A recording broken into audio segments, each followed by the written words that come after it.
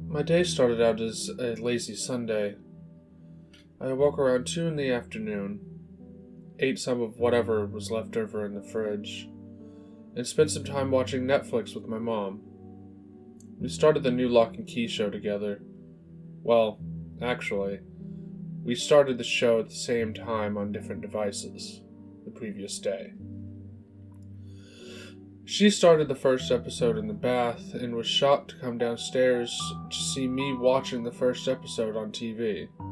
She figured I had somehow known she was starting it, but in reality I was just privy to the first thing Netflix recommended to me. Anyway, we watched about 6 episodes before she decided to go to sleep around 10 p.m. That's when I started adding vodka to my Dr. Pepper. I'm 23 and live with my family while going to college, and I try not to drink around them. I don't have a drinking problem, but my dad, he does. And it worries my mom when I drink at all. She thinks I'll end up as an alcoholic as well.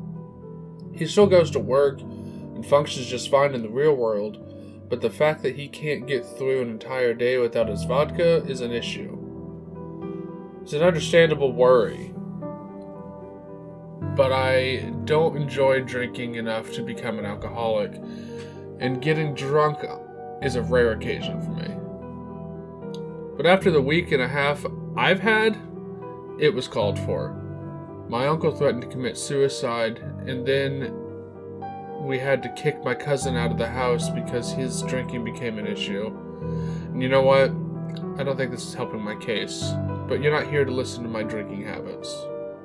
After finishing Lock and Key in my math homework, I went upstairs to lie down in my room. While scrolling through my social media, I read an Instagram post about somebody not being able to visualize pictures in their head. The concept is being aphantasia. I tried the exercise, picturing an apple in my head. I convinced myself that I could see the apple in my mind's eye, but honestly, I couldn't. It was almost like I could visualize myself visualizing it. I was on the cusp of an apple. I wanted so badly to be able to see a green apple with the stem hanging off of it, but I couldn't. So now I'm self-diagnosed with aphantasia. I can visualize concepts but not actually see the picture in my head. The original post said it's not a handicap. You can still retain memory, have good attention to detail, and a well-adjusted mind, but being the overachiever that I am, I saw this as a loss. Trying to regain my dignity, I decided to look up YouTube videos for guided meditation. You know, the almost hypnotic voice telling you to visualize a specific scene, who then guides you through a scenario. The one I happened to click on was Your Ideal Life, The Law of Attraction. Go ahead, give it a try. Please tell me if your experience was anything like mine. The narrator started off simple, with an introduction and a prompt to find a quiet, comfortable place to listen. I was already comfortable in bed, so I just didn't need to relocate. My eyes were already closed. I can actually still hear the soft symphony chords echoing in my ears. He asked me to listen to the rhythm of my breathing and heartbeat, so I did. Feeling my chest rise up and down with each breath, my heart pulsing from my chest to toes and back. I felt at peace and one with myself. He talked for a minute about stress and pressure, and how the biggest obstacle to achieving anything is the pressure we put on ourselves. I found myself tearing up at this point, hot tears slowly rolling down my cheeks.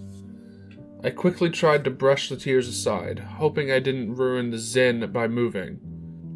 I knew why I was crying. The pressure and stress I tend to put on myself to get the perfect grades in class was almost unbearable, and it was making college really hard.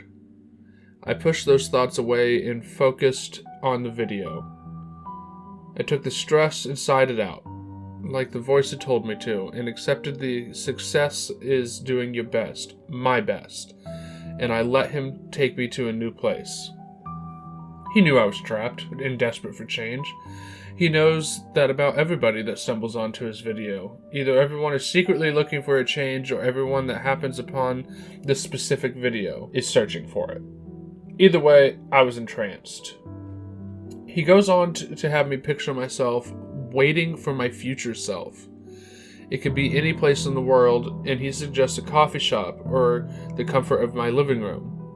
I picture myself waiting on a beach, or at least I pictured myself picturing it. I can picture each individual thing, but not everything as a whole. My toes in the warm sand, full stop. The waves crashing at the shore, full stop.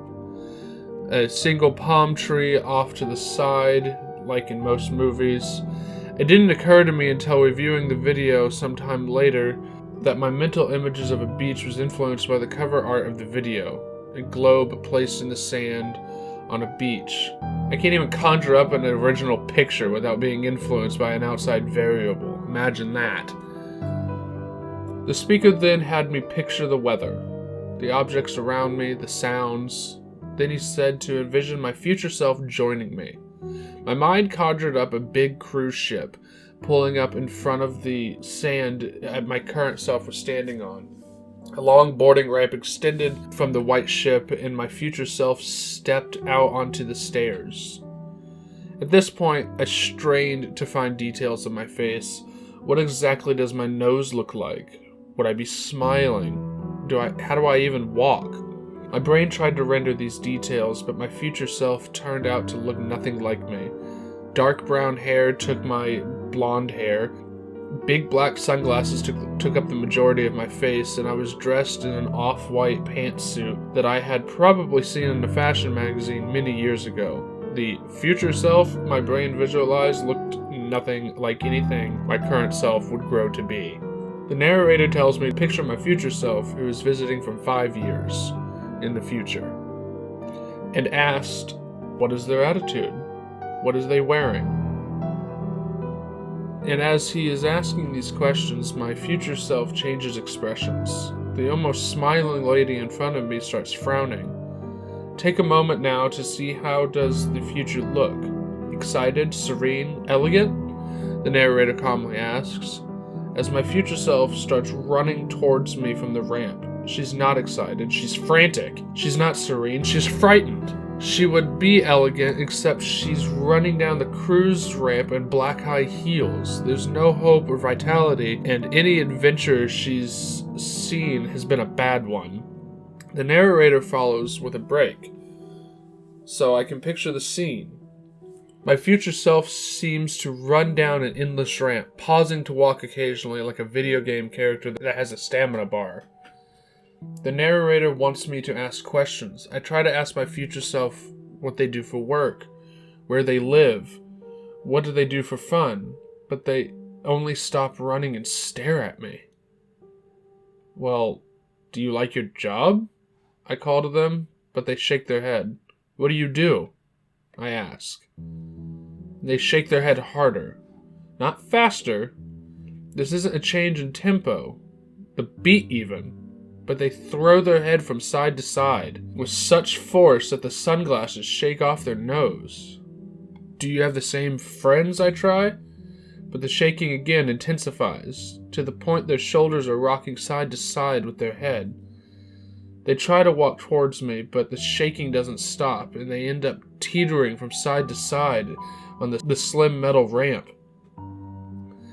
The sky turns from light blue to gray, and the me in front of me shivers while simultaneously shaking from side to side. The me on the beach takes a step back and sloshes in the ocean water behind them. I'm on a small island, I realize.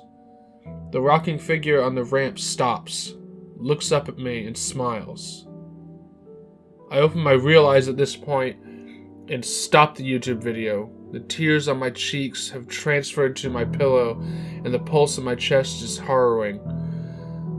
Either I'm doing the meditation videos wrong, or there is something happening the next 5 years that I don't want to see.